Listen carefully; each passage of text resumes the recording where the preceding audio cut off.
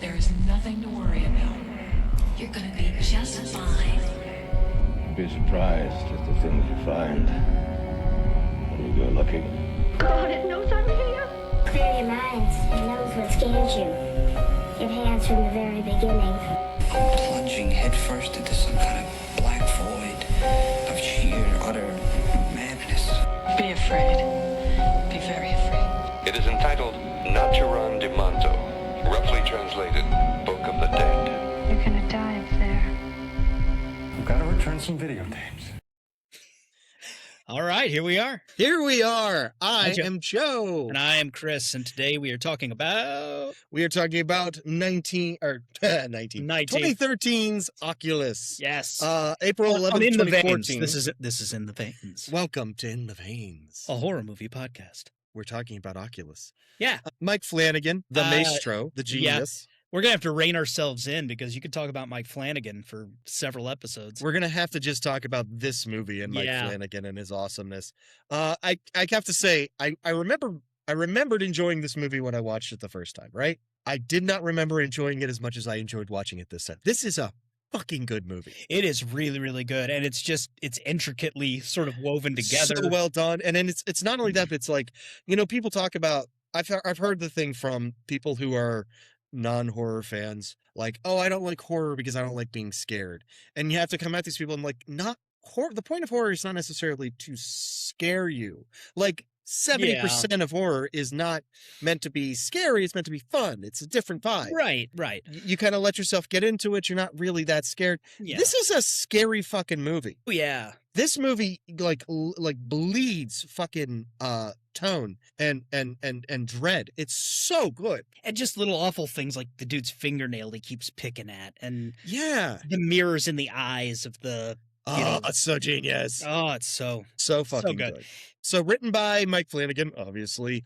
We've got some pretty much doesn't do anything that he hasn't written. Yeah, and directed. And Jeff Howard also worked on the screenplay. Jeff Seidman got credit for the short screenplay, which it was based. Directed by Mike Flanagan. A budget of $5 million. It grossed 44, just north of 44 million. I didn't see that. This was only a $5 million movie. Super cheap. Super fucking cheap. I think it's before Karen Gillan really hit big here in the States. It was right around the same, because there are some scenes, and if you know to look for it, you can tell that she's wearing a wig because she's already shaved her head. For Guardians of the Galaxy. Yeah, and for another movie. She had to cut her hair for another movie, and then she shaved it for Guardians, but she had to come back for some reshoots. And I think it's like early scenes. I feel like maybe the scene where she's having lunch with her brother. With her brother. At the very beginning, You can kind of tell that the hair is a little bit Karen different. Gillan, famous, of course, Doctor Who companion. Oh yeah, that's how she got cast for this. He wrote it thinking about her because of Doctor Who. That's awesome. She's awesome. Gross 44 million. So it was a huge fucking success. Yeah, it was number 3 its opening weekend, behind Captain America: The Winter Soldier at number 1 and Rio 2 at number 2. So that's gotta feel good. That's gotta feel good. And Winter Soldier is the best Captain America movie. That's what I said. That's what I said. So real quick, we'll run through the cast here. Karen Gillan as Kaylee, Britton Thwaites as Tim, Katie Sackhoff as Marie, that's the mom. Yeah. Rory Cochrane as Alan, the dad. Love him. He's great. Anise Basso is young Kaylee. Garrett Ryan is young Tim. And then we got a couple of randos that show up in there. James Lafferty as fiance Michael. Yeah. It's about Miguel Sandoval as the doctor that releases Tim. Right.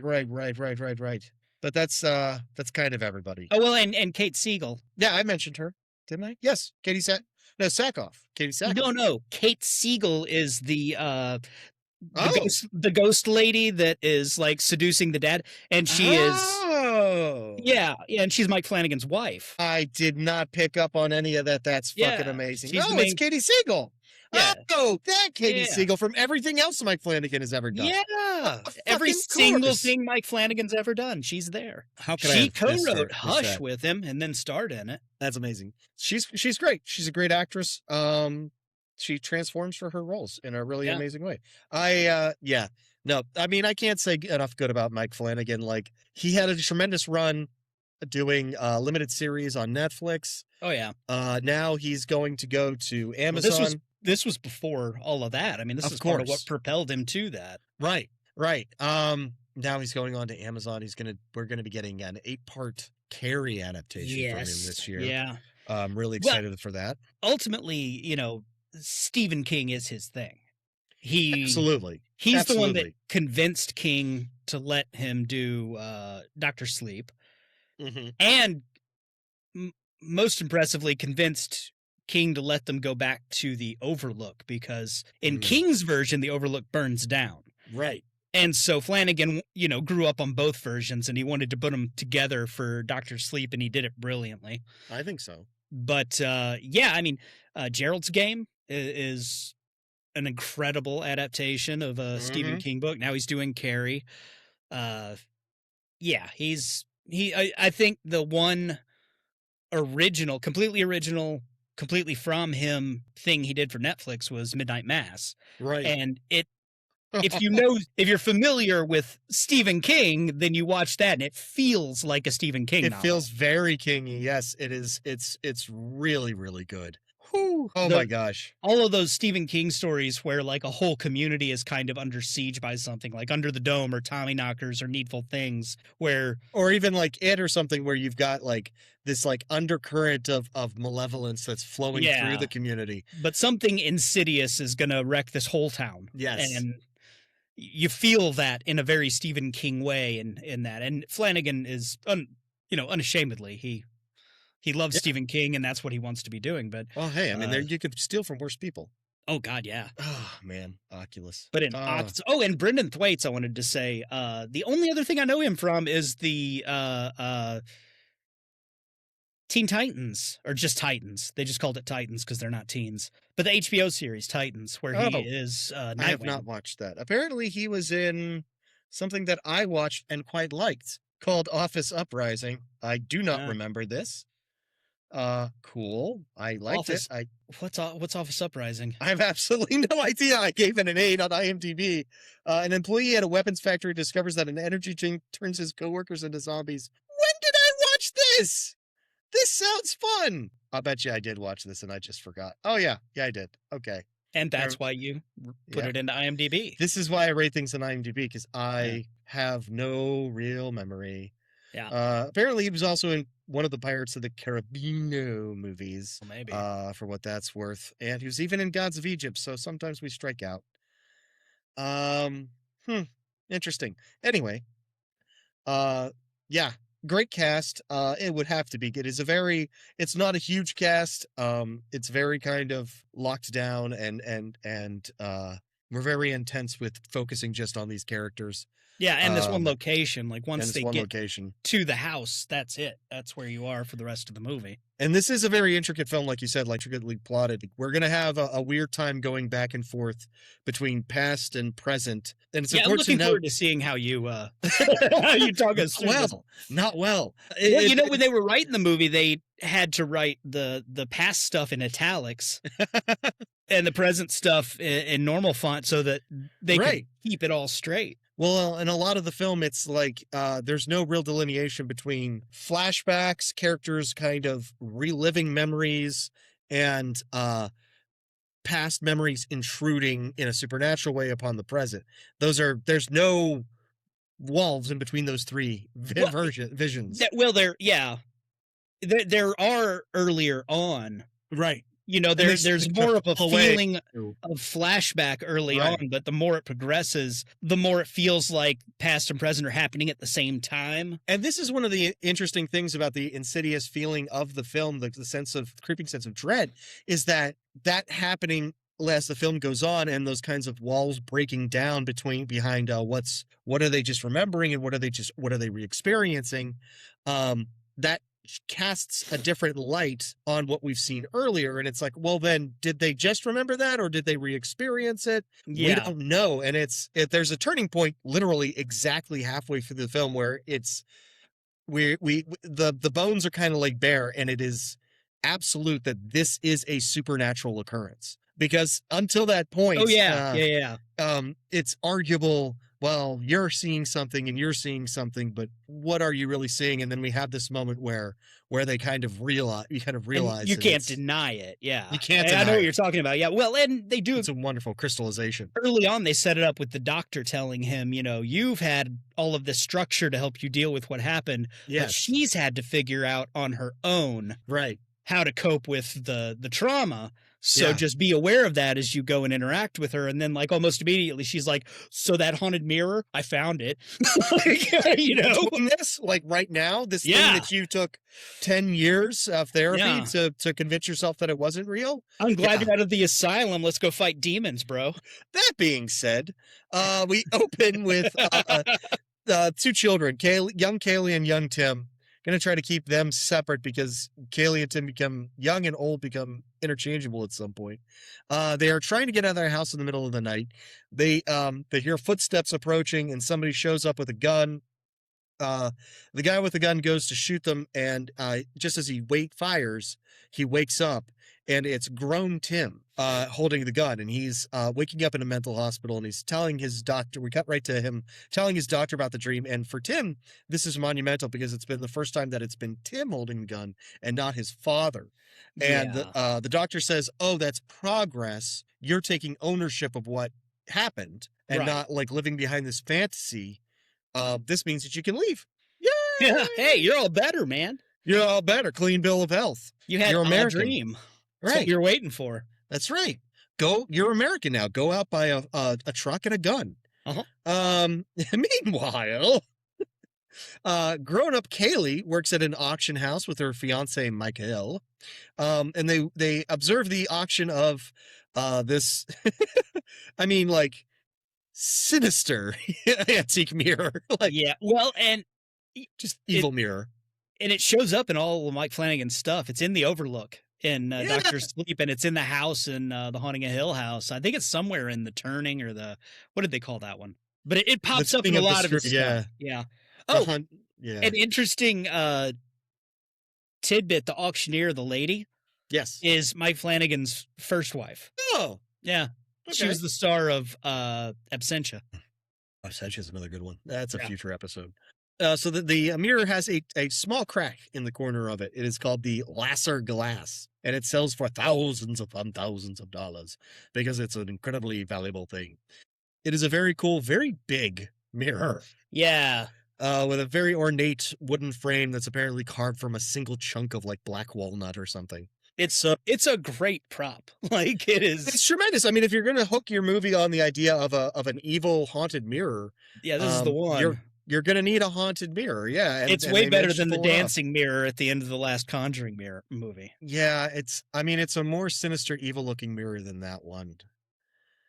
Yeah, I know. I look, I enjoyed the last Conjuring movie. I'm not gonna shit on it, but I know there I was- love the movie, but them fighting a flying mirror at the end of it was a bit much. I think this is the problem with. Let's full on digress.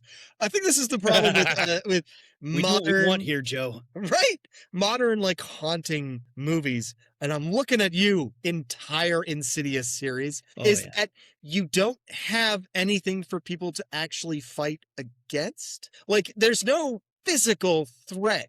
And this was my big problem with the Insidious movies, where the worst thing that the ghosts do is come up behind you and stare at the back of your head, like Yeah. aggressively, I mean, it's creepy, but until you punch somebody in the nose, Chris. yeah. You know what I mean? Like I can take out an 11-year-old boy ghost ran past. You know what I can fight? You know who I can take in a fight? An 11-year-old boy. You're goddamn straight.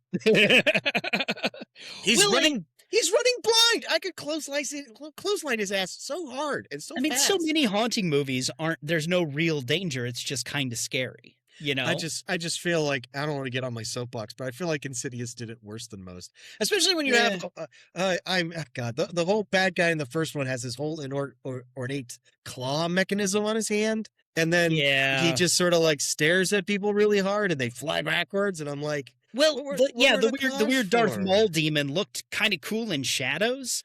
right, Like there's that one shot where he's standing in the corner of the room all looming and dark and in shadow and it's scary. yeah, because his But eyes are like that. Yeah, but then you get like a real good look at him, and He's kind of skinny. and they're a little too. I kind of got what they were going for with like wanting the ghosts to be a lot more like physical and present. Yes. You know, it wasn't. They didn't use effects or anything. It was somebody in the room with you that was the ghost. Like absolutely. The weird pirate ghost guy that's stomping back and forth past the window, and then the next pass he comes through the wall and he's in the room. That was cool. It's cool, but that only plays for so long. That's the thing is that kind of fear stuff triggers like fight or flight, and it's really easy to go towards the fight angle when it's just a guy. You know? Yeah. Like, I get that they're forlorn ghosts or anyway, I'll stop talking. I'll stop yelling. Well, the last thing I'll say about it is that, traditionally what you do with a haunting movie is find the cause of the haunting and fight that. Thank you. Yes. You find the reason that the little kid ghost is trapped in the house. You bury the bones, or you just smash the toy, or whatever. You find out the developers didn't move all the bodies when they started putting houses up. We need to do Poltergeist. God damn. Yeah, we do. That's such a good movie. But what we're doing is Oculus. Oculus. Let's talk about Oculus a little bit. So this movie does this really well. There's real physical threats, and there are real physical people, and I think that's really amazing. I don't want to get too far ahead, but a lot of it is like small children versus their parents, people fighting the people that they love, and it's possessed. Possession. Yeah, it's a possession thing. And what I've always thought, I get real wrapped around the axle about the physical effect of a haunting in a movie, like all of a sudden the teddy bear's in the room with you where it wasn't before. Okay.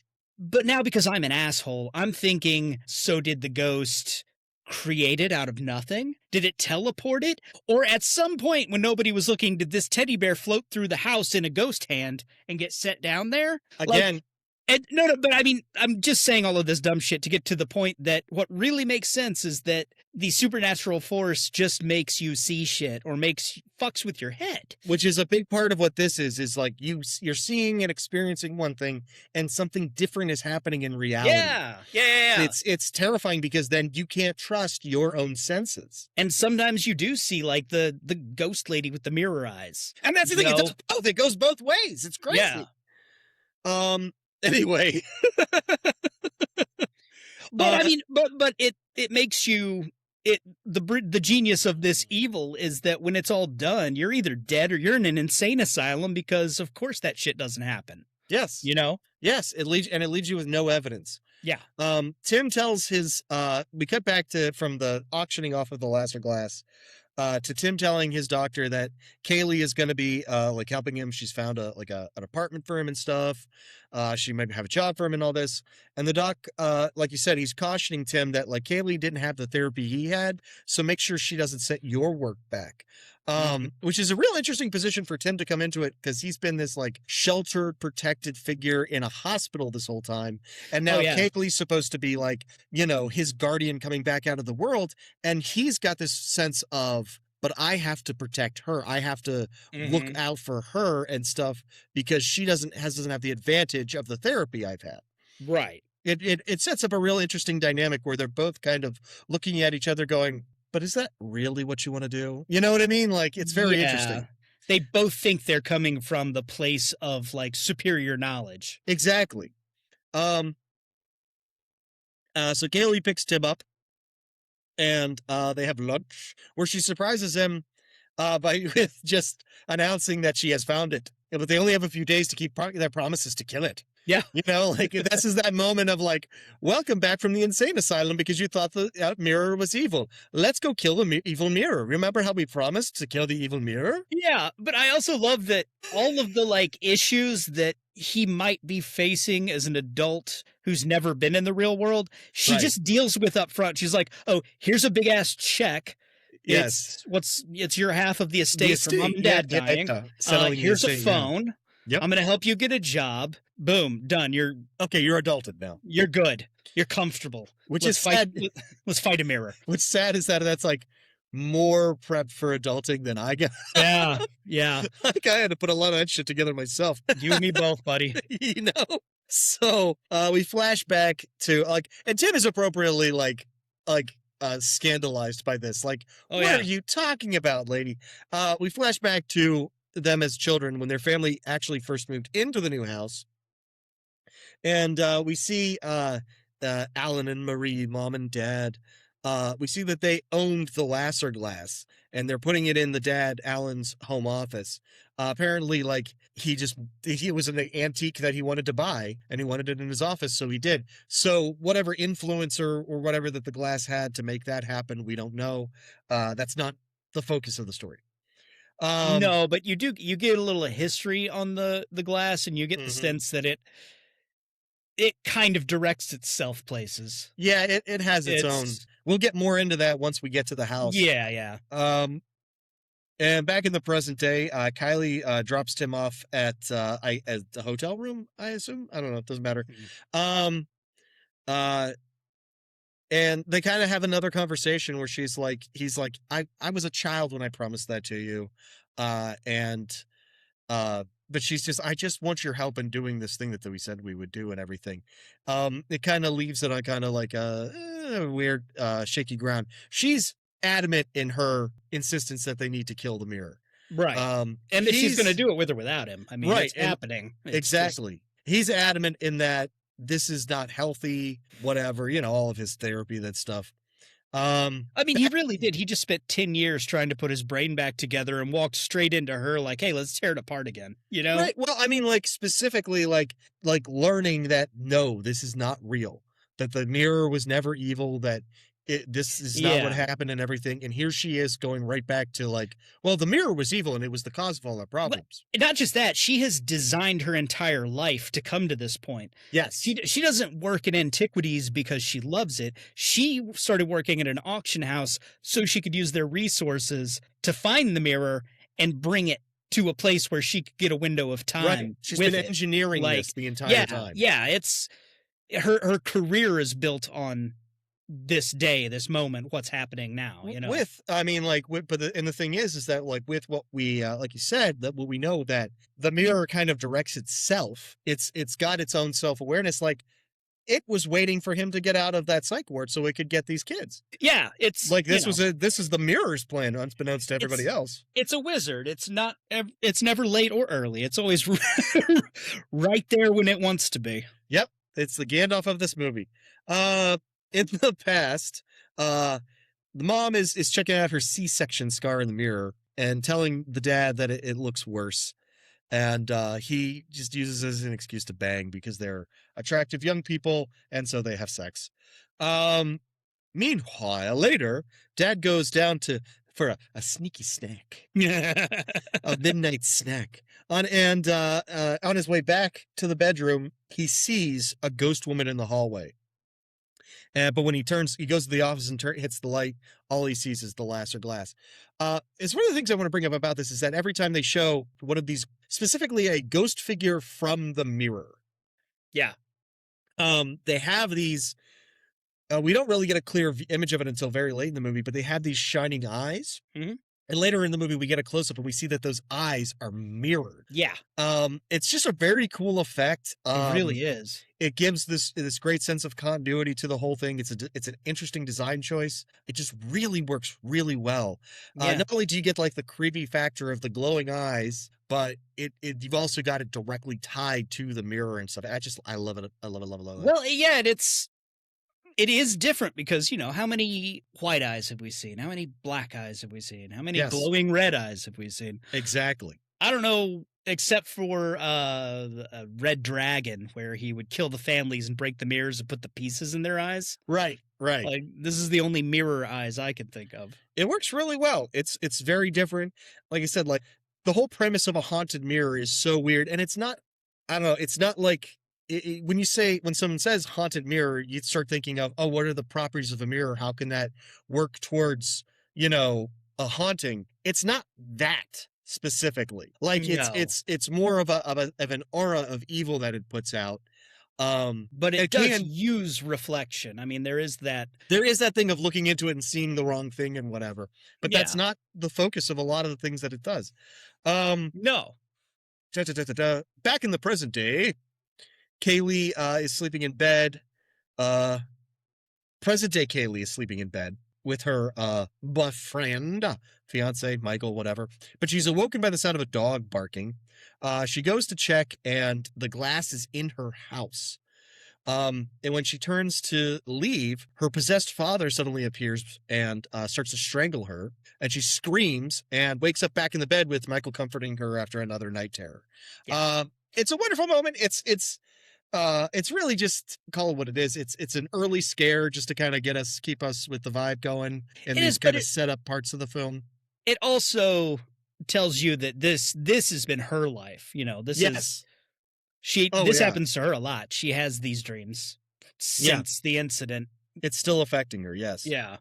So the next day, Michael notices that Kaylee submitted an order to have the glass repaired before it goes to the winner of the auction, which he says the owner said they weren't going to do. And Kaylee says she's talked him into it. Also, everybody has been complaining because there are pictures of corpses littering the copier. Yeah. Please don't leave pictures of corpses In everywhere. fact, he tells her that he ordered her own printer to avoid this problem in the future. I like that he's like full on acknowledged he's dating a crazy woman, and he's just trying to make it work, buddy. Just trying to make it work. He knows her history. I mean, I imagine she's been very honest about the terrible things that happened, whether or not she ever told him that it was supernatural. I do think that she explicitly did not tell him. Yeah, I don't think so either. I mean, she must not have, because she pretty much just tells him, you got to trust me. I got to do a thing. It's about my past, and then it'll be over. Like, be patient with me. In a few days, everything will go back to normal. And he's like, yeah, you're cute, whatever. Kaylee goes to the warehouse where the glass is being stored. This is another great moment. And the glass has it's a sheet covering it and whatever. So she goes and there's a warehouse worker guy who walks up to her and she's like, here's the repair order. And I'll drive it to the repair center and take care. I'll handle this all myself. And so he's like, great, I'm going to go process paperwork. And she's left alone in the room with the mirror. And behind her are like two statues with sheets over them too. Yeah. They're about like people-sized statues. And so she uncovers the mirror and asks if it remembers her and guesses that it's probably getting pretty hungry. And she has this wonderful like antagonistic relationship with it. And in the reflection, she sees the two statues covered with sheets that are behind her. And then suddenly there's a third one. Yeah. And she kind of like she turns around. There's only two of them, turns back, and the third one moves. Turns back, looks back behind her. There are now three figures behind her. Looks at the mirror. All three of them are moving. Then she goes over the statues and starts to uncover them one by one. And the two that were there before, she uncovers and finds regular statues underneath. But before she can get to the third one, which is taller than the other two, the warehouse guy shows back up. And he's like, hey, everything all right with the stuff and the things? And then the third one is gone, And she's like, yeah, everything's great. Mm-hmm. Yeah. So they cover the glass back up and load her in her goddamn car. Tim calls and apologizes to her. I feel like the mirror won that little interaction. I think she was talking shit, and it was all like, "Oh yeah, it got under her skin real fucking fast." And it's a creepy moment. It's weird. Nobody likes that kind of stuff. Tim calls her and apologizes and asks to see her. She tells her, "Yeah, come by my house. It's the old family home. That's where I'm living." No, she says the house. The house. Yes, you're right. Come by the house. And he's like, "Okay, where?" She's like, "No, the house." Yeah. Back in the past, Mom goes to water her plants and finds that they are all dead, like a corpse. Kaylee and Tim are running around the backyard playing laser tag. Kaylee, as they're running around and stuff, Kaylee kind of just passes a window and she sees a woman in the office with her dad, who is not her mother. And she kind of is like massaging his shoulders and stuff like that. But then when she like turns around and looks, the woman is gone. She doesn't know if she saw him or not, whatever. And then talking at dinner that night, Dad is distant and chewing his nails, which is a nasty habit that Mom doesn't particularly care for. And he actually like chews one to the point where it starts to bleeding. So he has to go and put a Band-Aid on it. It's all nasty. Yeah, nobody likes nail stuff, man. Nobody likes that. Man, I've seen some awful things and I've been okay, but like fingernails and teeth, dude. Can't take it. Kaylee asks about the woman in Dad's office. And he's like, there's no woman in my office. You crazy kids with your laser tag. Um, And yeah, hula hoops and your Pac-Man video games. While back in the present, Tim and Kaylee are at the house, and Kaylee has they're kind of arriving at the house together, and Kaylee has a dog in a cage which she lets out. Small dog, it should be noted. And she's leasing the house, which sat on the market until after the incident. She took up the lease when she turned 18. And they together bring in the glass and the old office. And we see all these cameras. I think she has 3 cameras set up, trained on the glass in the center of the room. And this is when she starts to lay out her plan, in alarming detail. Like she has thought this down to the ninth. She has cameras set up to watch, and there are a series of alarm clocks in the room. Mm-hmm. There are alarms to change tapes, to change batteries, to change light bulbs, and also to eat and drink. Yeah. Because the glass will fuck with your sense of time. Mm-hmm. And she even has as a failsafe her fiance calling her on her cell phone every hour on the hour to check on her. She told him that she's bringing her her newly released from the mental hospital brother home. Yeah. So check every hour to make sure it's okay. If not, if I don't answer, call the cops. He's done something. It's tremendous. There are also thermometers, or not thermometers, but what you call them? The thermostats in each room. Each room has its own independent thermostat with an alarm triggered for, I think it's like plus or minus 5 degrees change. Mm-hmm. And the plants she has staged throughout the house at different distances from the X point of the glass. And there is a kill switch on the ceiling of the office. It's this massive like yacht anchor. Yeah, with extra weights attached to it on a hinge. Yes. So every 30 minutes, it's on a kitchen timer. Every 30 minutes, the kitchen timer has to be reset, or the yanker will come down and smash the mirror. Period. So it has to at least let them reset that timer every 30 minutes. Yeah. It's also it's really important, I think. They do a good job making it clear that her goal is to kind of clear her family's name. Yes. She spent all this time with everybody, basically, whether they were saying it to her face or not. Everybody thinks her dad went insane, her brother went insane, like everybody went nuts and killed each other. Right. And she knows that they were all under the influence of the mirror, that they were a happy family before the mirror showed up. At one point, the brother says something about dad killed mom, and she like slaps him. Like, don't talk about dad that way. That's not what happened. But because I think it's important, because if all I wanted was to destroy the mirror, I'd have him deliver it to the middle of a field and I'd start shooting at it with a hunting rifle. I'd still way the fuck away from it and just, right. Find a way to tear it up from a distance. She's specifically trying to antagonize it into a reaction. Yeah. So she can document its supernatural prowess and prove to the world that her family did do this. Self-destruct. Yes. And it's not a bad plan.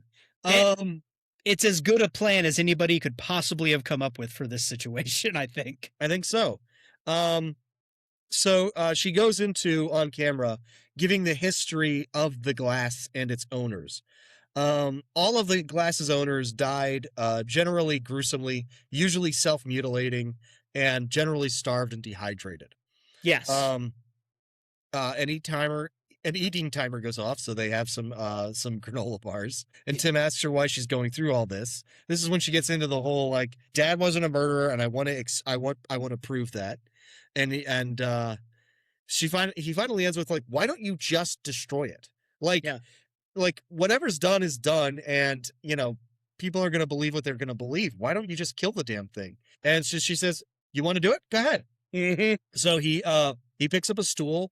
And he goes over to the mirror to smash it with the stool, and then puts it down and starts telling her that she's delusional. And she just like listens to him like, he goes like, you're delusional. This isn't healthy and you need to move on and all this stuff. And she's like, cool. Do you remember putting the stool down? Yeah.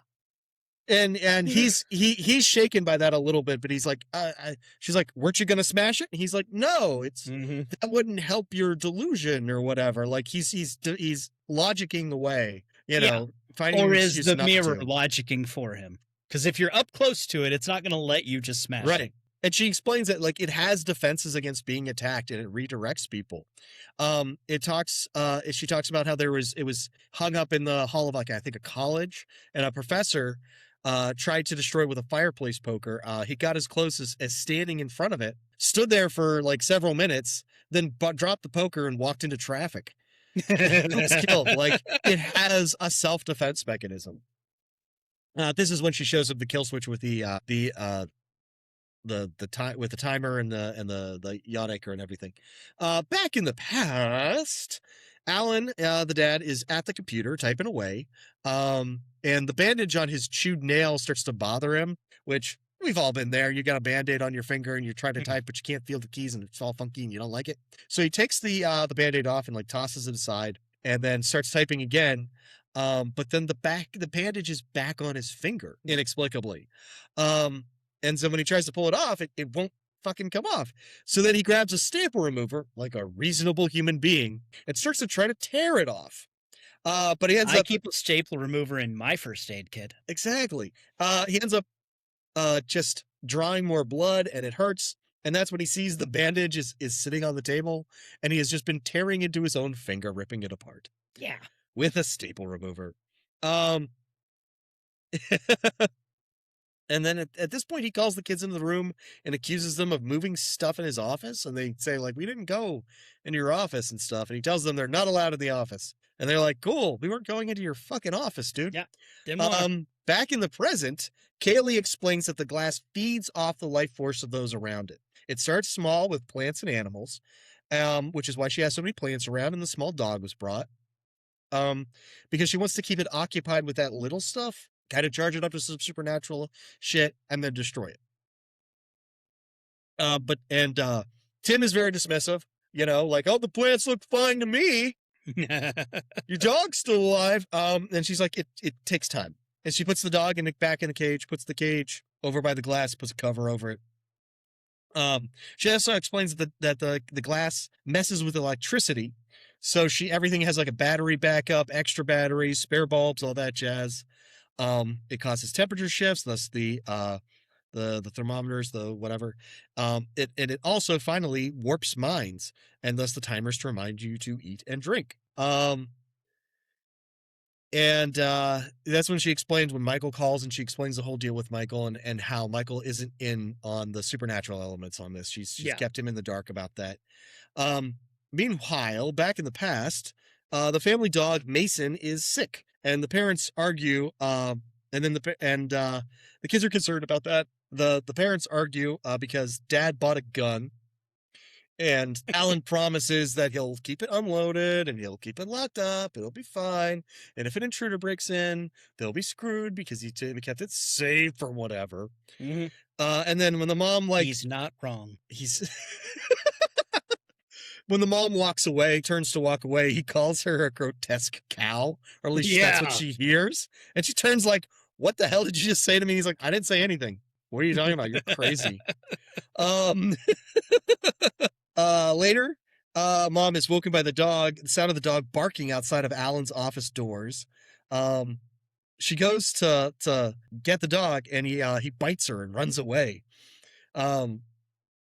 She opens the door and yells for Alan, who yells back that he is working. But she hears him talking to somebody, and he's kind of talking shit. Like, he's like, oh, they won't leave me alone and all this stuff. And she asks him who he's talking to, and he's like, I'm not talking to anyone, Crazy Pants McGee. And she tells him that there's something wrong with the dog, and he's lost his own goddamn world. And they start having a shouting match about it. Good old parental screaming match, like my parents used to have. Before the divorce, of course. The next day, Alan has to go golfing with a client. He tells the kids to stay out of his goddamned office. Marie gets annoyed with Mason barking constantly. He will not stop barking. Finally, she locks him in Alan's office. And the dog starts to whimper and stuff, and the kids are concerned, but she can't get the doors back open. Yeah. Like it's locked and it won't open up.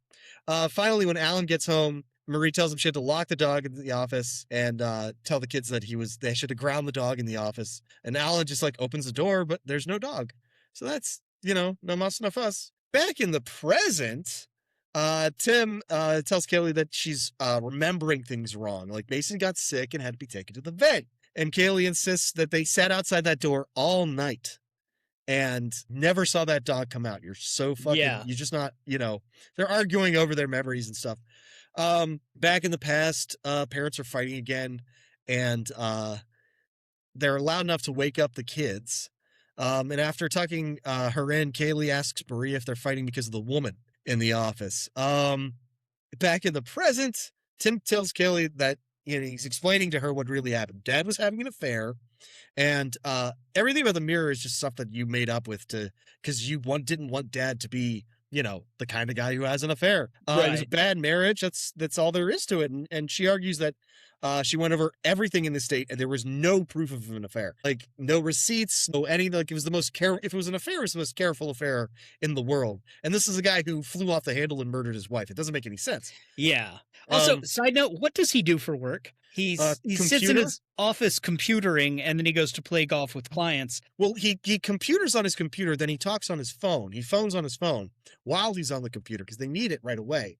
But then he has to go and golf, with the clients, because the clients are so demanding. They need this. They need the pewter. That's what he's talking on the phone about. That's fair. It's just it was 2013, and I don't think that people teleworking wasn't the not thing a lot it is of now. work from home jobs in 2013. But I mean, he's clearly making money. Like they're doing all right. Yeah, they bought a house. They and a big ass mirror. A big ass house, and then they filled it with antique furniture because he argues like buying antique furniture was your idea. I wanted to go to IKEA, and she's like, IKEA's for divorced people. You know how she Hey, talks. we were just at IKEA, and it was awesome. I fucking love IKEA. I am talking to you sitting at an IKEA desk. You know how Katie Sackhoff talks.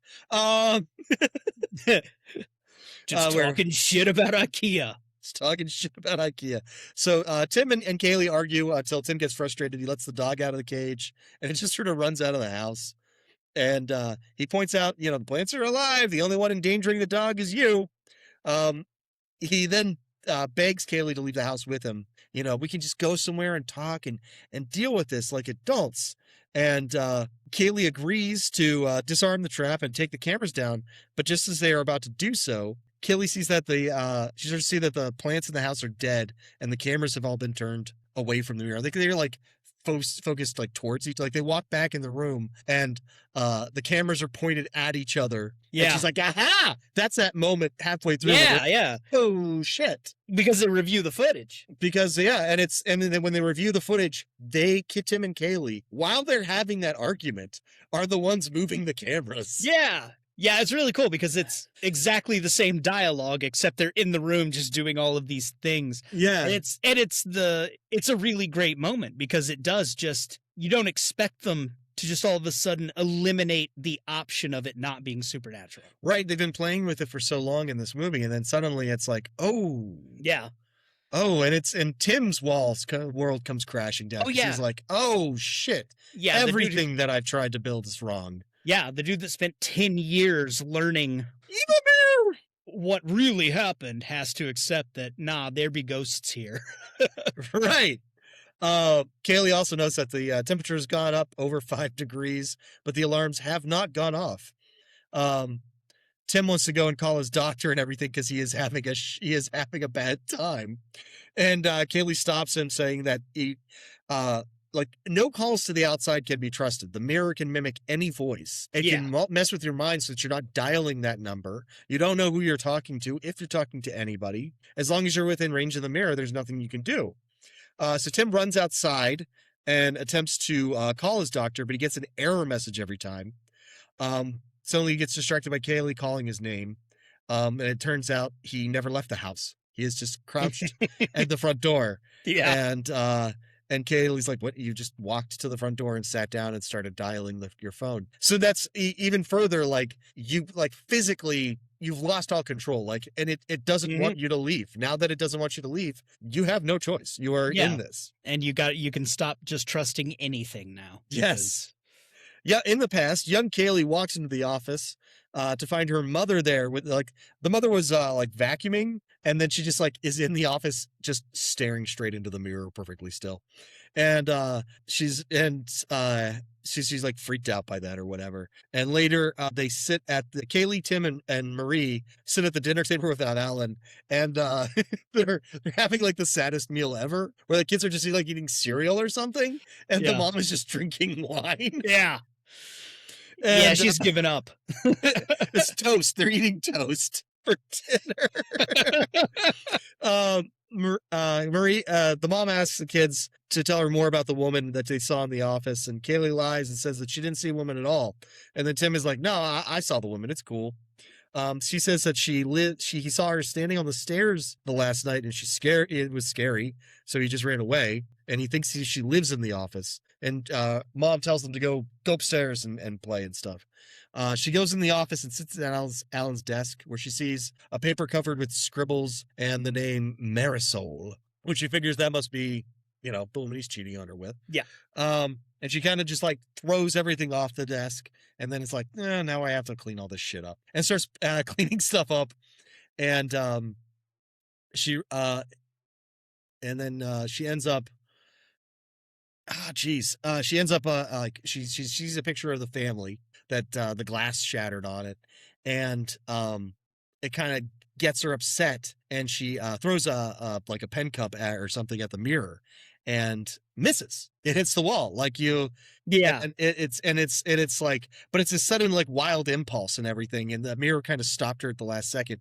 So the lights go dim, and she sees a reflection of herself in the mirror, and in the reflection kind of smiles at her, and then looks down at its stomach, and opens up to show the C-section scar, and it reveals, and it starts pulling it open and stuff, and she screams, and the kids come running downstairs. And immediately, mom turns around and starts to strangle Tim. Yeah. Well, this is where there is also that moment where she kind of like, throws her head back like she is Toxic officially possessions, yeah. possessed by the mirror. Like it Yeah. kind of hits her. It's kind and of takes taking her control in, of her. like a closet or something upstairs, while Marie bangs away at the door. And he runs upstairs, and he grabs her and pulls her away. Then she begins fighting with him. Finally, he puts her in like a sleeper hold and knocks her the fuck out. Yeah. It's all very dark and intense. Kaylee sticks her head out of the room, and Dad tells her, get back inside. Get back inside. This isn't something. Yeah, it's about to be WWE up in this bitch. Alan pulls out his cell phone and tries to call 911, and all he hears though are whispered voices and stuff, and he hangs up the phone. He then drops Maria to the ground and drags her down the hallway. Kaylee sees him walking down the hall with chains in his hand.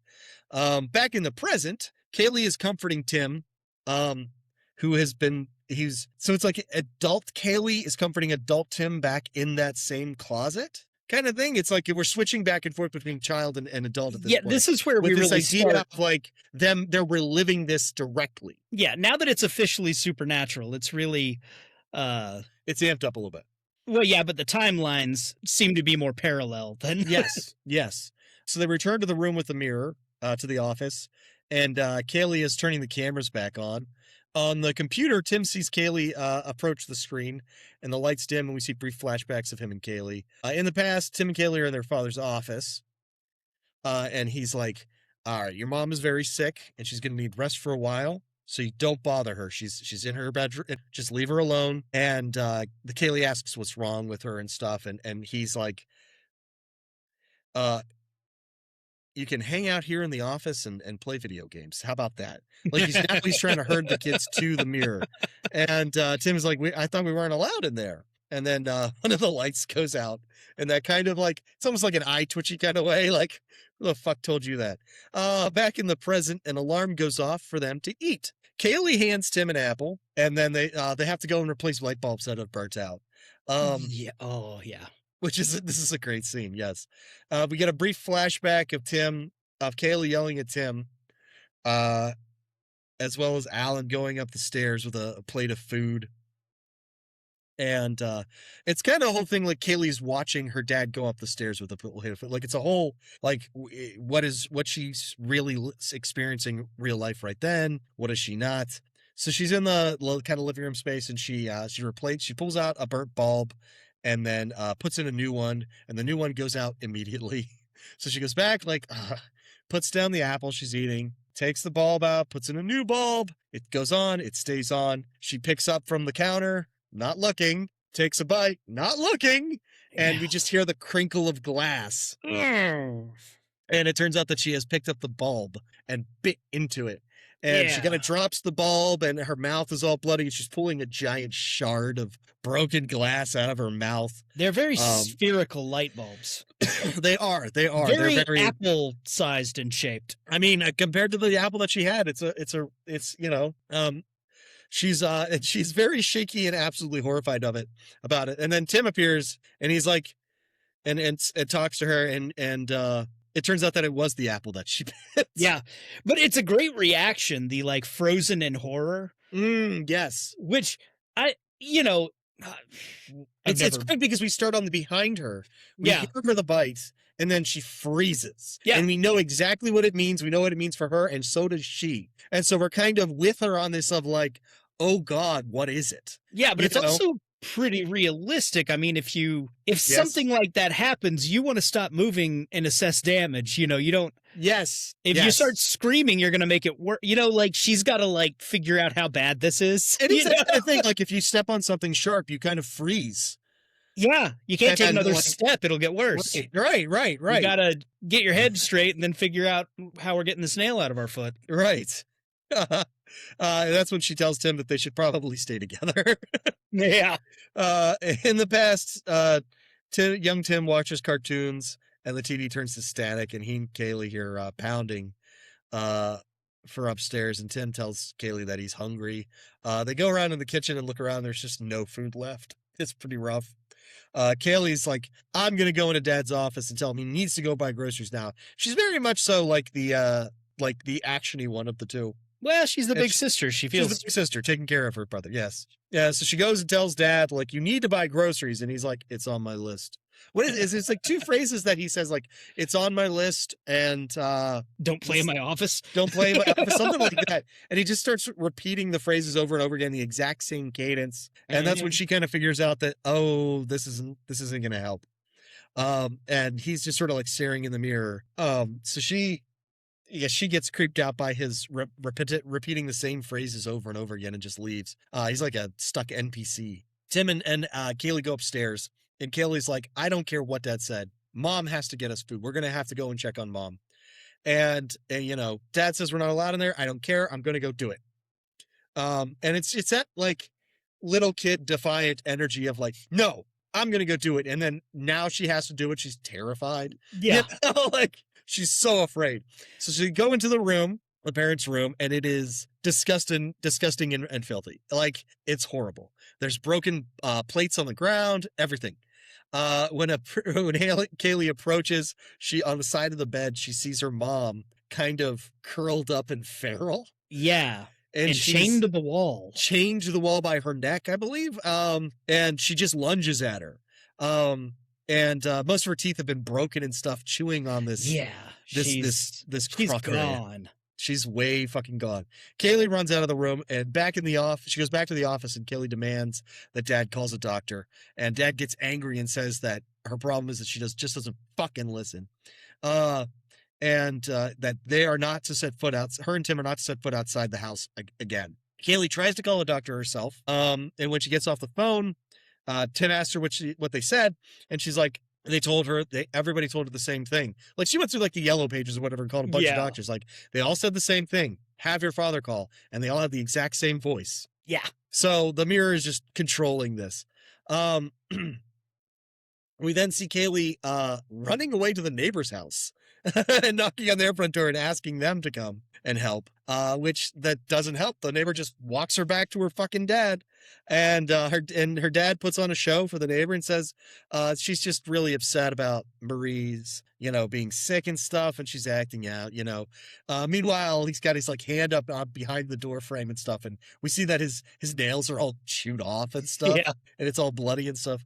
So he gets the neighbor to go away, and he looks up at Kaylee, and then goes back into his damned office. Back in the present, Kaylee is leaning against the mirror with her eyes closed, like back to the mirror, and she opens them just in time to hear the kill switch about to go off. The mirror has just positioned her in front of itself, so she yells for Tim as one of the timers goes off, and she just like throws it on the ground. She's done with this careful crap. Tim, meanwhile, is upstairs, and he sees his younger self who looks up at him. And the lights go out, and older Tim vanishes, and young Tim goes down the hall and yells for Kaylee, and we see Kaylee walking downstairs with a lamp because the power's all gone out, so she starts turning on emergency lights all over the house. They really need emergency lights. They're kind of like a lantern, and you just pull them up and they light. It's really cool. Yeah, it's like a camp light. Yeah. As she walks down, she sees one of like the dead plants or whatever, and she just sort of kicks it because it's just in frustration, and the pot kind of shatters. As she makes her way upstairs, young Tim walks down the steps past her, and then as she gets upstairs, she sees the broken ceramic and chains and tries to tell herself that's not real and leaves. Young Tim opens the office door. This is the kind of thing, it's like, it's back and forth. We don't know what's past, what's present, how much of it is happening in real time in front of them. Yes. He tries to ask his dad to fix the lights, and he sees the woman from the mirror hunched up behind Alan, and she comes after him. He screams and runs back upstairs, where he locks himself in his room and hides. And we pan over to see older Tim on the other side of the room watching him.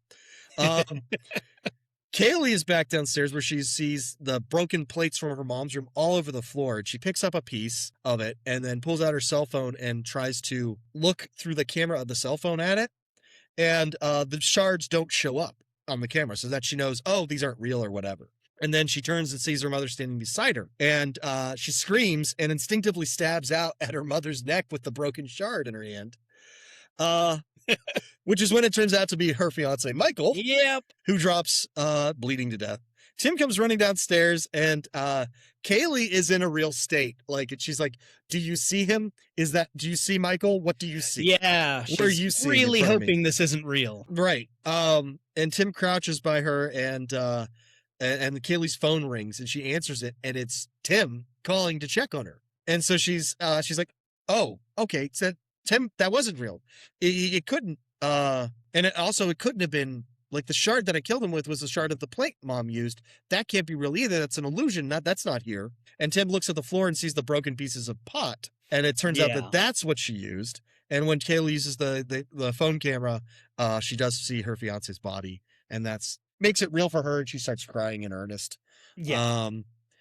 So Tim drags Kaylee outside and calls 911. Kaylee tries to run back inside, and Tim stops her, telling her they just have to, they don't have to do anything. They just have to wait 30 minutes max, and the kill switch is going to go off, and it'll kill the mirror. That's all they have to do, is just stand still. They don't have to do anything. And suddenly all the lights in the house come back on, and they see themselves. They see the adult them. It's important to make that distinction. They see inside the house, standing in front of the mirror, blocking the anchor with their bodies. Yeah, this is all new. This isn't a flashback. Yes. Tim says it's a trick to get them back inside. Kaylee says maybe it's a trick to keep us standing here staring at it. You don't know what it is it's trying to do to you, you know? Tim tells her to call for help again. She calls 911 again, and she gets the response, "Have your father call." And she freaks out and breaks the phone. Back in the past, Alan is in the office, leaning on the mirror. He then sits at his desk, and he pulls the gun out and starts loading it, because times have changed. Tim, outside watching, runs upstairs and tells Kaylee. Young Tim outside is watching. This is in the past. This is full-on flashback. This is past Tim, past Kaylee. Yeah, full flashback. Kaylee tells Tim, we're going to have to smash the mirror. Back in the present, Tim and Kaylee enter the room, go back into the office, and they still see themselves standing in front of it. There's also now, but the woman from the mirror is now there speaking with her father's voice, and Kaylee just keeps saying it's not real and everything. She looks down and sees young version of Tim holding her hand, and she pulls away and runs. He pulls away and runs. The woman smiles at Kaylee. She follows young Tim. In the past, Kaylee and Tim run upstairs and lock themselves in the rooms. And we see the process of the mom like breaking the plate and like eating the parts to kind of shatter her teeth and everything. Yeah. And then Alan goes upstairs and with his gun, and Marie tries to kind of lunge at him and stuff, and he just puts the gun under her chin, and she kind of stops, and he unlocks the chain, and she slowly stands up. Back in the present, Tim and Kaylee are locked in the bathroom. And Kaylee asks if he's still there and everything. Tim says he was never there. That's why he's upstairs. Kaylee asks, how can you be sure? He tries to reassure, and they, by opening the door, but their mom's there now. Ghost mom. Kaylee and Tim are like, have the whole door held shut, with Kaylee saying that they have to go downstairs. Tim says, like they're arguing, they're fighting over with the door and everything. So Kaylee opens the door, and they run out and just like run past the mom. And then we get young Kaylee runs past them. Right, like it's young. We keep switching back and forth. Yeah, they're kind of reenacting that final night in the house. Young Kaylee swings and hits mom with a golf club. Tim runs downstairs to find his dad in the office, while Kaylee runs down the hall into the room the mom had been in.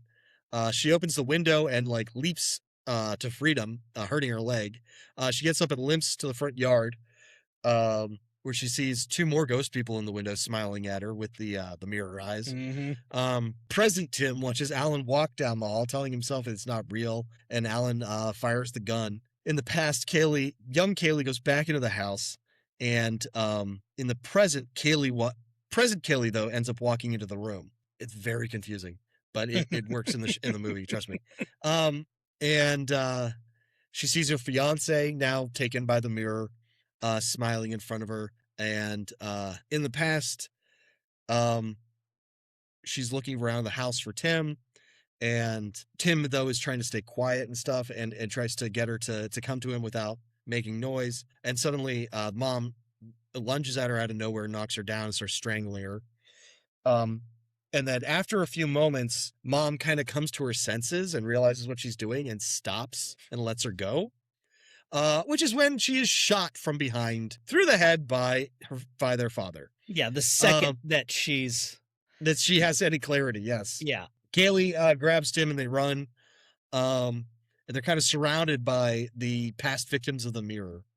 Oh, jeez. Tim and Kaylee like run and hide and wait till their father kind of goes past them. Then they run and grab golf clubs from the dad's golf club bag, which is by the door, and run into the office and start striking at the mirror. Only then we turn and tilt and find out that they're hitting next to the mirror. They're not hitting the mirror. They're busting itself. up the drywall on either side. Yeah. And that's when Alan comes in the room with the gun and points it at Kaylee. Or points it at them, and Kaylee kind of gets in front of Tim, but Tim swings this golf club, knocking the gun down. Alan grabs Kaylee and starts to strangle her, but Tim picks up the gun and tells him to leave his sister alone. Alan turns around and kneels in front of Tim, and he has a similar moment where he's like, "You're going to have to kill me," and he grabs the gun and points it at himself, and Tim is very much like, please don't make me do this and stuff. Yeah. And instead he wraps his finger around Tim's finger in the trigger guard, and the gun goes off. Yeah. And what's interesting about it is when the gun goes off, Alan's head kind of ricochets back, and that's what smacks into the corner of the mirror, and that's why it has a crack in it. Yeah. It's like kind of the one thing the mirror can't kind of control is the dead, oddly enough. Well, I mean, yeah. I mean, he died sort of his own volition. Yeah, it was against the mirror. His death at that moment was against the mirror's plan. So they get kind of cornered by all of the past victims of the mirror. the specters of them coming in, and the specters kind of open their mouths, and instead of screaming, we hear the sound of alarms, which is great. In the present, Tim is in the room with the mirror. He is laying on the floor, covering his ears to block out the sounds of alarms. He yells for Kaylee, and we cut to young Kaylee in the office, and she sees her mother in the mirror. And her mother looks normal again. And she walks towards the mirror, and her mother comes out of the kind of hugs her from inside the mirror. They hug and everything. And then Tim walks to the wall with the kill switch and sets it off, turns it off. And then he sees that Kaylee was in front of the mirror. Yeah. So the anchor comes down and it smashes. It's real nasty. It's like the right the spot right where the base neck, of the skull. Yeah, the neck And hits the space of the skull. The reason she used an anchor is that it's like this big sort of right-angled Triangular triangular shape. Yes. Comes piece to a point. of steel. Yeah. And so she spends a few minutes gurgling and slowly dying. The mirror is untouched. It's almost even more brutal here in a little bit where they watch the video of it. Yes. Like, yeah. In the past, Kaylee makes Tim promise. So then, like, the cops show up. That's when Yeah. you hear the sirens and the cops show up and everything. yeah. Because they did call 911 at some point, and they did get the cops to show up. And there's video Neighbors evidence. heard gunshots. I mean, Whatever. There's video evidence of Kaylee getting in front of the mirror and Tim setting off the thing and killing her. yeah, fully in frame, her standing there and him flipping the thing and the Yeah. And it comes down. And back in the past, Kaylee, as the cops are coming and everything to Kaylee, before they take Tim away from Kaylee, she makes young Tim promise that they will come back and destroy the mirror and make things right. Back in the present, Tim is getting arrested. He's getting loaded into a cop car, and he's arguing that the mirror is evil and all that jazz. Yeah. And just as they drive away, he looks in the house, and in the room with the mirror, he sees all of the members of his family with the mirror eyes looking back at him. The end. That's so good. It really is. There is not a missed step in the whole movie. It's so good. It works so well. It flows so well. I know I got kind of confusing with the past Tim and the present Kaylee. Didn't keep great notes on which one we're looking at any great moment at any specific moment.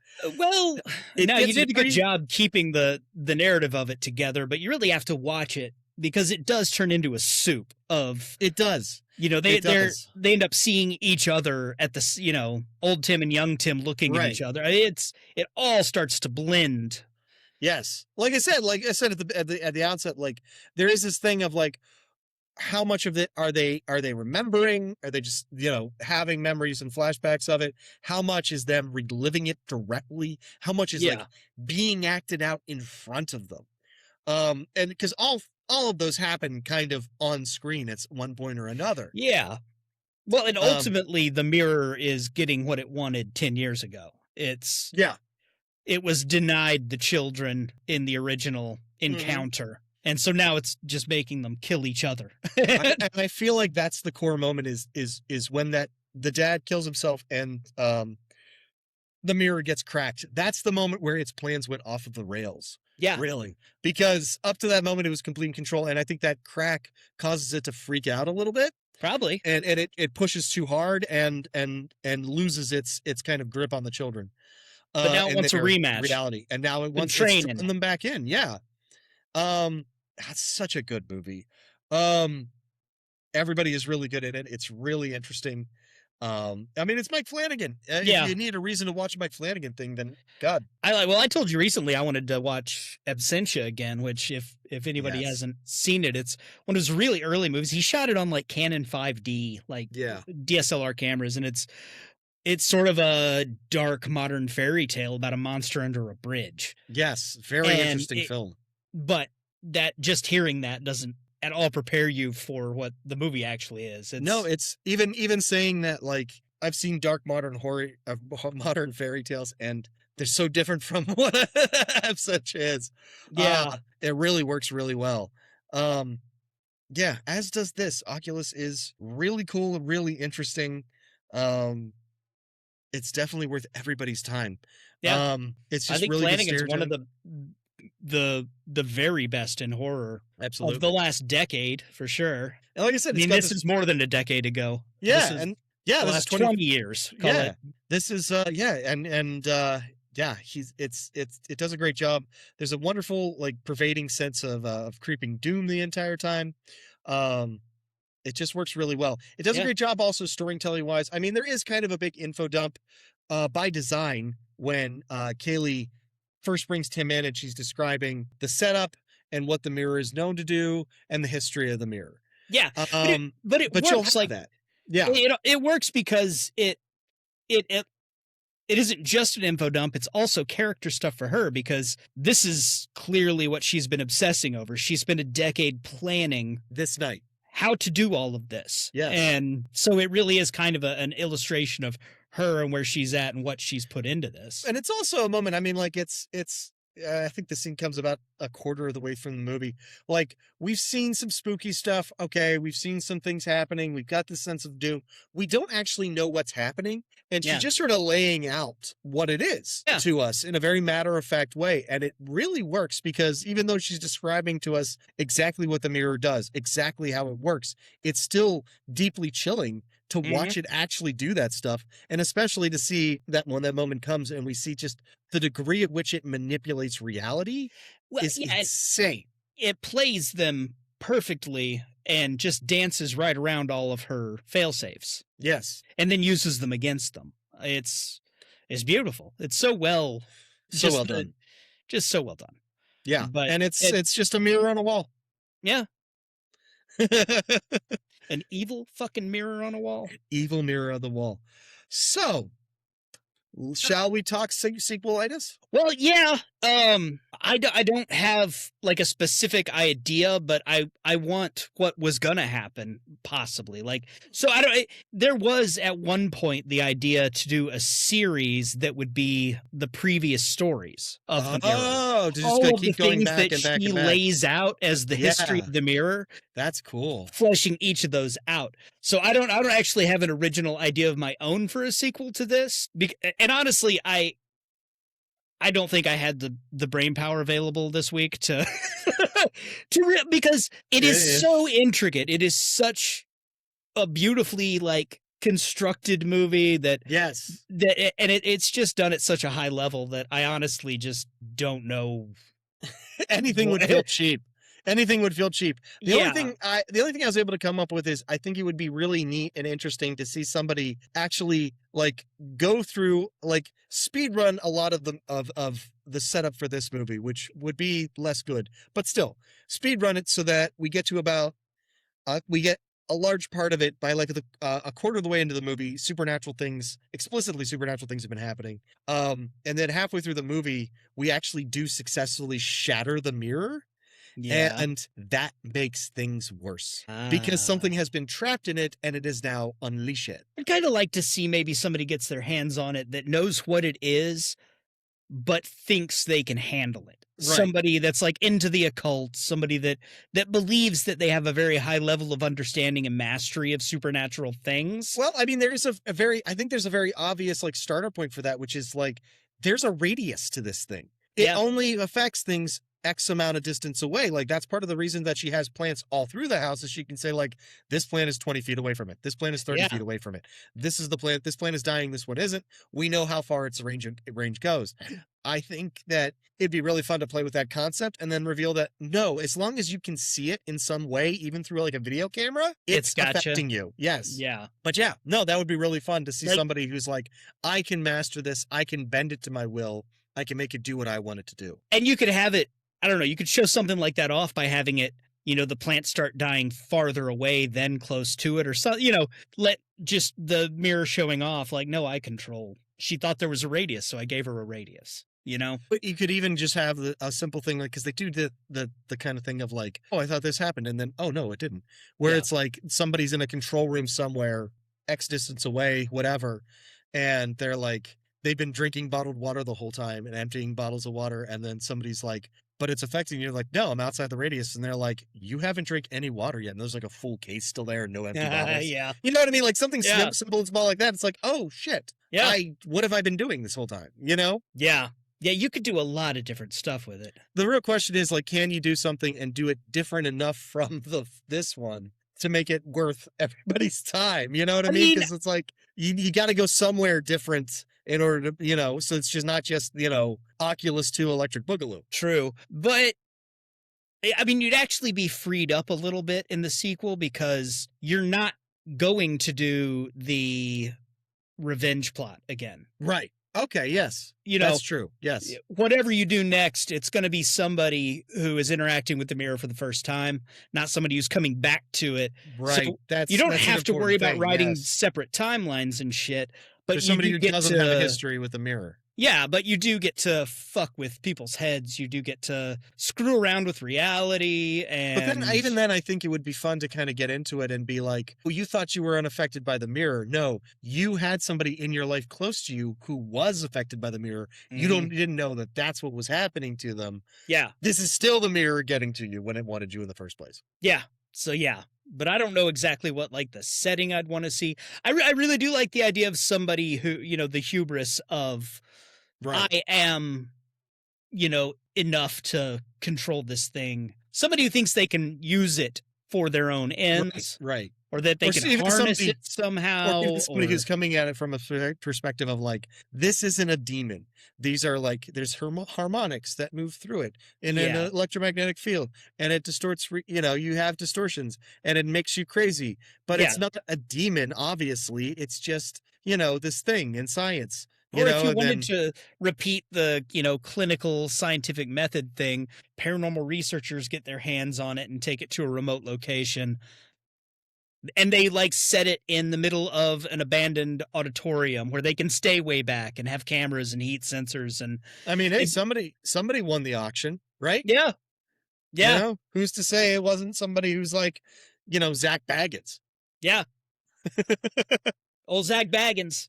Zach Baggins being tortured to death by a mirror. Yeah. Let's it could be a make heist movie where some, shadowy rich dude hires a group of people to steal the mirror and bring it to him. And then they end up holed up somewhere with this thing in their van and it starts fucking with them. Right. And it turns out that was the guy's plan all along because he needs to feed the mirror in order to power it up. Yeah. Yeah. He knew this would happen and he's ready to swoop in and grab it once it's fully charged. And then it just ends up being a snuff film where we kill Zach Baggins. Yeah. Fucking Zach Baggins. He deserves it. He knows what he did.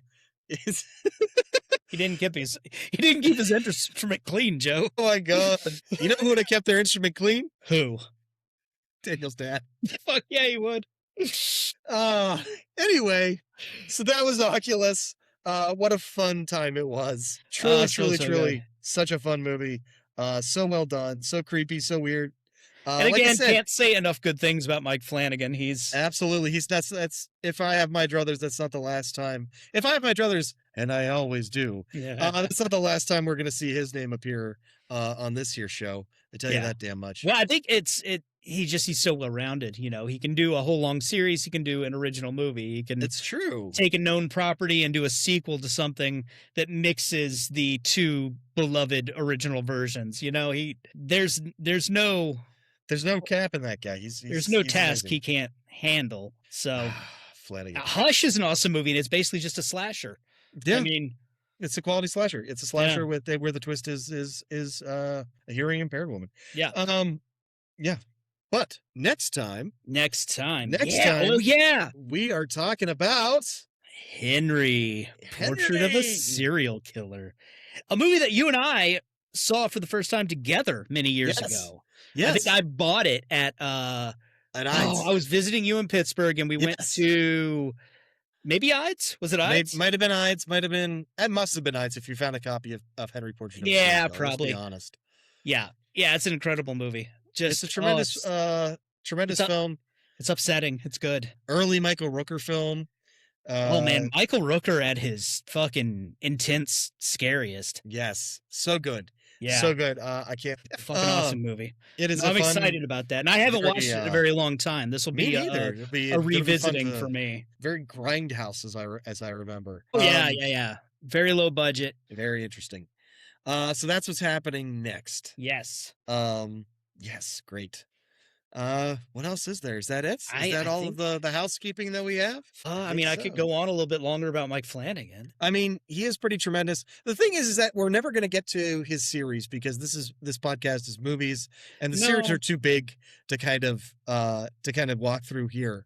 Because I love The Fall of the House of Usher Oh, it's incredible. so much. It's such a beautiful. It's art. I don't Yeah. care.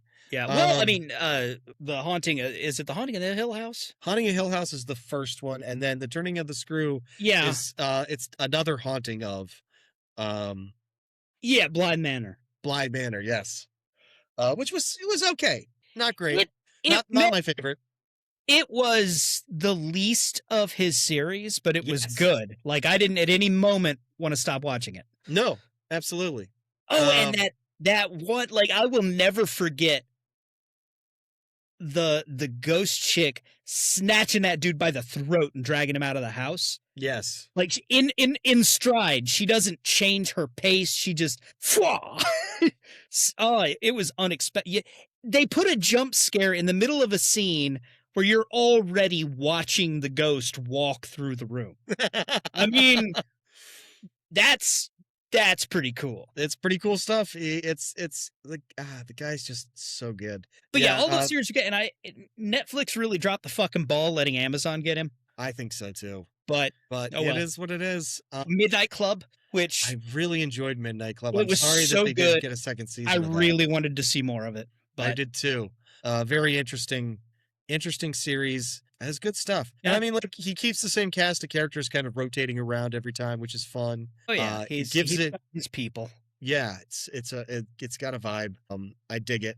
Yeah, I haven't seen anything of his that I disliked, honestly. Yeah, well, and I keep seeing casting notices that all of those people have been added to Carrie. Of course, So he's gonna bring his friends with him. I mean, why of not? course, yeah. Yeah, God. Oh, The Fall of the House of Usher, so much fun. So It much. really is. Yeah, Just it was. a love letter to Poe and perfect in every way. Yeah, it was very, very good. And, I mean, Doctor Sleep is an incredible movie too. Doctor Sleep is really good. It's for something that's trying to follow up The Shining, which is so iconic. No matter which version of it you're kind of going Yeah. with. It's a fantastic. I mean, the book is a fantastic haunted house book. The Stanley Kubrick film is a true. It's a true like textbook genius making a horror movie. Yeah, I- it's you you can't. can- Famously, Stephen King hates it because Kubrick basically just took all of his notes in the script that he wrote and was like, "Now, fuck you, I'm going to do it my way." Right. But, But I mean, like I can watch overanalyzations of the minutia of that film oh yeah, until the day I die and not get tired of it. Every new theory I hear just unlocks more ideas. And at the end of the it's day, just- it's an incredible and beautiful and horrifying movie. And yeah, it works really well.